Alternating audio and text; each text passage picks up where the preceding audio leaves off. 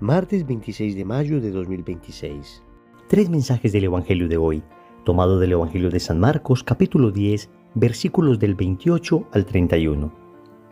En aquel tiempo, Pedro se puso a decir a Jesús: «Ya ves que nosotros lo hemos dejado todo y te hemos seguido». Jesús le dijo: «En verdad os digo que no hay nadie que haya dejado casa, o hermanos, o hermanas, o madre, o padre, o hijos, o tierras, por mí y por el Evangelio, que no reciba ahora en este tiempo 100 veces más casas y hermanos, y hermanas, y madres e hijos, y tierras con persecuciones, y en la edad futura vida eterna. Muchos primeros serán últimos, y muchos últimos primeros». Palabra del Señor, gloria a ti, Señor Jesús. Vamos con tres mensajes. Primero, ¿Dios es el primero para ti? Segundo, ¿te han perseguido por Jesús? Tercero, ¿te obsesiona ser el primero? Vamos con el primer punto. ¿Dios es el primero para ti? San Pedro le dice al Señor: «Lo hemos dejado todo y te hemos seguido». Efectivamente, ellos dejaron a su familia, ellos dejaron sus posesiones, ellos dejaron su trabajo para seguir a Cristo. Y tal vez lo que esconde de fondo esta frase es precisamente que no puede haber nada por encima de Dios. Nada. Incluso cosas buenas. Por supuesto, el pecado no puede estar por encima de Dios y por eso hemos renunciado deliberadamente a Él. Pero además hay cosas buenas, hay cosas maravillosas. Pensemos, por ejemplo, en nuestra familia, pensemos en nuestro trabajo, pensemos en las cositas que hemos ido consiguiendo con el tiempo y con esfuerzo. Son cosas valiosas. Todas ellas regalos de Dios. Pero atentos, nada de esto puede estar por encima de Dios. Y por eso San Pedro le dice: nosotros hemos dejado todo esto que era bueno para seguirte. Por supuesto que existen personas que son llamadas a esta vocación, a la vocación de la vida consagrada. Lo dejan absolutamente todo y siguen a Jesús. Pero incluso aquellos que no hemos sido llamados a la vida consagrada, como religiosos, como sacerdotes, aquellos que hemos sido llamados a la vocación matrimonial, también debemos hacer una renuncia afectiva a todas estas cosas. Es decir, mientras los consagrados hacen una renuncia efectiva de todo esto, y por supuesto también afectiva, es decir, renuncian a poseer todo este tipo de cosas para quedar libres y evangelizar, y en efecto dejan de tener todo esto, los casados, las personas que tenemos una vocación de todavía estar insertos en el mundo, de trabajar, de luchar por levantar una familia, en fin, debemos también tener una renuncia afectiva, es decir, una renuncia de no apegarnos a estos bienes, aunque efectivamente tengamos que seguir utilizándolos. Porque de hecho sería una tremenda irresponsabilidad que una persona encargada de su familia dejara de trabajar por seguir al Señor y dejase morir a su familia de hambre. Sería una tremenda irresponsabilidad que la persona no pague el arriendo de la casa, no pague los servicios, no traiga comida por decir: estoy siguiendo al Señor. Vamos a ver, si Dios te ha llamado a una vida de consagración total, a un amor universal, entonces puedes dejarlo todo y vivir enteramente para Cristo, sin preocuparte por nada más.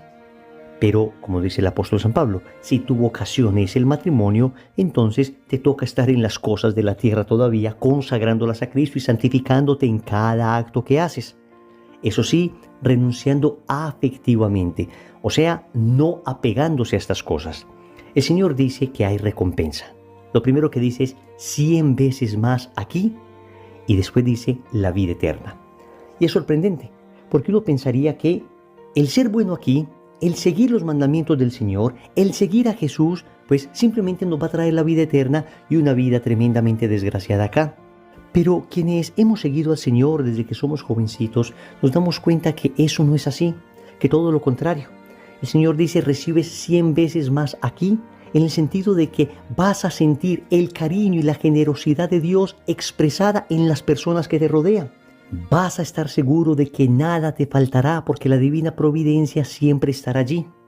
Cualquier persona que ha evangelizado, que se ha entregado al apostolado en cualquier estado de vida, tiene la experiencia de que el Señor nunca falta con nada.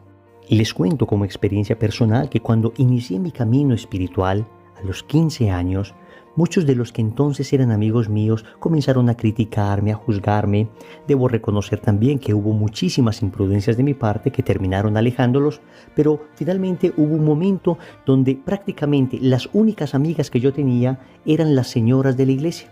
Yo tenía 15 años, esta señora de 60, 65 y 70 años. Me quedé prácticamente solo. Tuve una fuerte tentación de volver atrás, porque pensaba, ¿cómo es esto de seguir al Señor y quedar sin amigos? Pero estas palabras del Evangelio me daban esperanza. Sabía que el Señor no me defraudaría. Y hoy les puedo asegurar que tengo el 1.000.000 de amigos que Roberto Carlos soñó. Porque en cada lugar que llego siento el cariño de las personas. Porque a cada lugar que voy siento el afecto, siento verdaderos hermanos en la fe.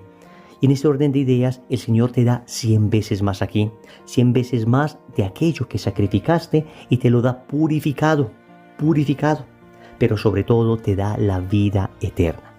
Y eso es bien importante. No podemos perder de vista que si bien es cierto, cuando decides seguir al Señor, cuando dejas todo por Él te devuelve el 100 por 1 aquí en la tierra. Cuidado, no nos vamos a pegar a todos estos regalos que el Señor nos da.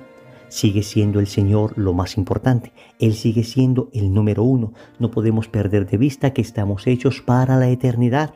Y si en algún momento el Señor nos llegara a pedir que dejásemos ese 100 por 1 de cosas que nos ha dado para seguirle de una manera más cercana, más intensa, no podemos dudarlo. Pensemos, por ejemplo, en aquellas personas que se han dedicado ya a la evangelización, siguen al Señor, y de repente Dios les llama a una vocación más específica.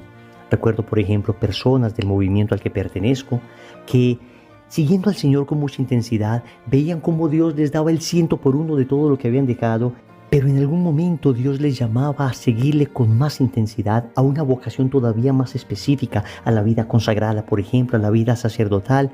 Y estas personas, sin dudarlo, sabiendo que estaban hechos para la eternidad, dejaban incluso ese 100 por 1, porque sabían que lo más importante de seguir al Señor no era aquello que Él les iba a dar en esta tierra, sino poseerle a Él eternamente.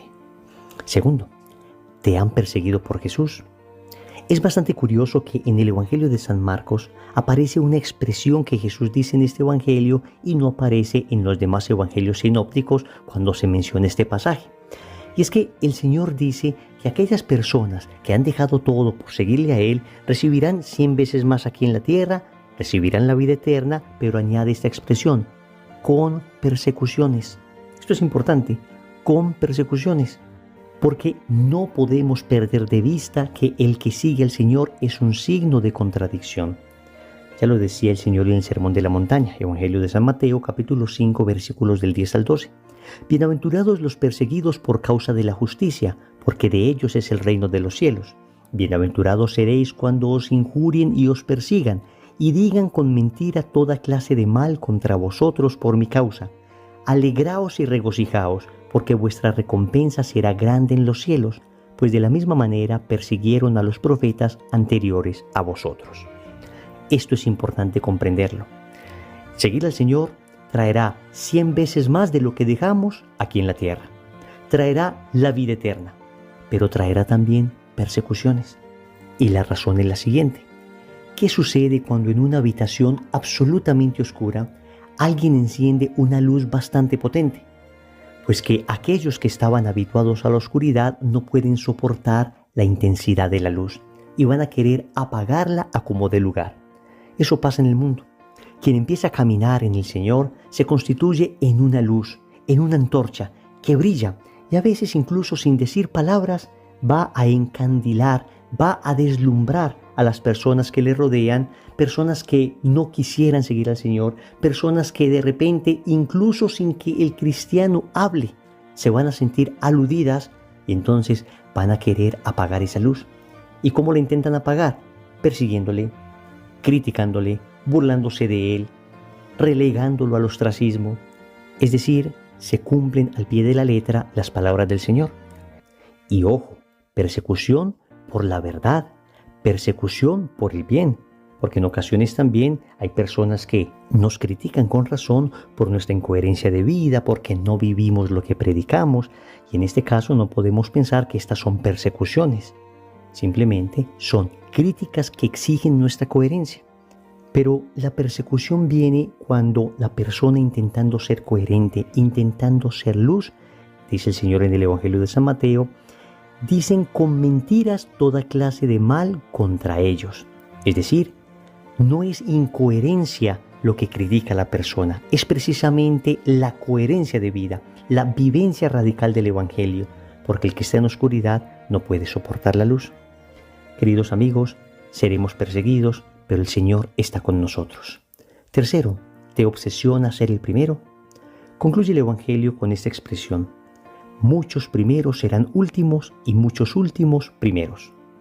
San Jerónimo a este propósito dice: los que lo dejaron todo y siguieron a Cristo fueron los últimos para el mundo por sus angustias y persecuciones, pero serán los primeros por la esperanza que han puesto en Dios. Qué bellas palabras de San Jerónimo.